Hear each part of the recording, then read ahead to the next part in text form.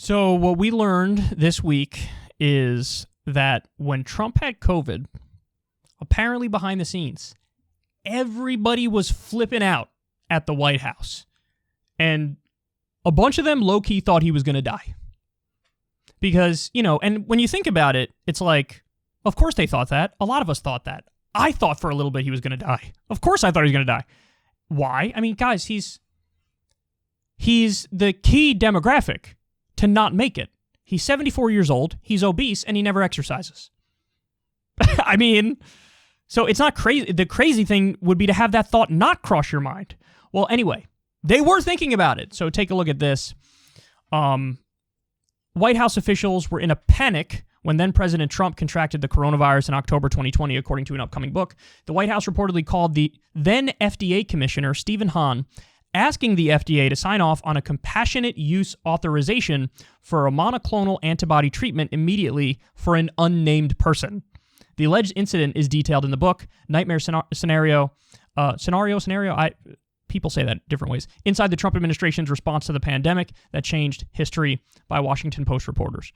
So, yeah, they go on and they give the specifics in there. They say that they called and they wouldn't tell the FDA commissioner who it was for, but the FDA person was like, listen, I need to review the records and I need to know exactly who we're talking about here so I know whether or not this treatment is remotely in the realm of what's okay. And I don't know. I think he found out that it was Trump, but he didn't find out because they were direct about it. Now, another interesting piece of information is that the White House staffers thought that Trump having COVID would humble him and make him take the pandemic more seriously. But the exact opposite happened. So when he defeated it, he went 1,000 miles an hour in the wrong direction. And whatever they wanted him to start following the masking rules and the social distancing rules and guidelines in the White House, he did the exact opposite. And his own staffers were like, Jesus Christ, this guy is as dense could be. Guys, there was a time when his blood oxygen level plummeted into deeply unsafe territory. Do you realize how bad he had to be for this White House, which loves to hide every little thing about him, for this White House to have to go to the hospital? That means homeboy was sitting there probably struggling to breathe properly. And so they gave him oxygen, and they did end up giving him the monoclonal antibody thing. And they make a great point in the article on this.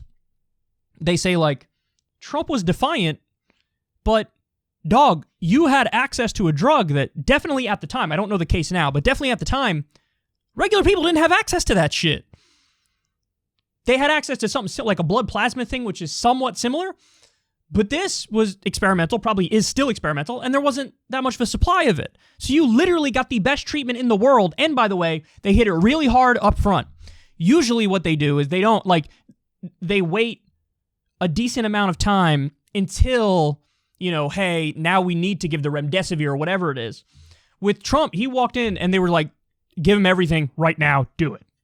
Now, yeah, you can make the argument, maybe he already wasn't as bad of a condition as he possibly could have been. In fact, there is some evidence to that conclusion. But you do get the sense that there was some arm twisting from the White House as well. Like, no, don't even space shit out. Hit him with multiple things right the fuck now. And so he got treatment that like other people can't get.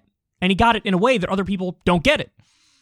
And, of course, he walked out more arrogant and brash than ever, thinking like, there's nothing to fear about this thing. Come on, bro. I beat it. You can beat it, too. You're 74, fat, you never work out, and you had the best healthcare in the world. And there were still moments of like, what's happening? So, sort of amazing, and that is sort of a bombshell if you think about it. There were people in the White House who were like, he's going to die. He's going to fucking die. Wild.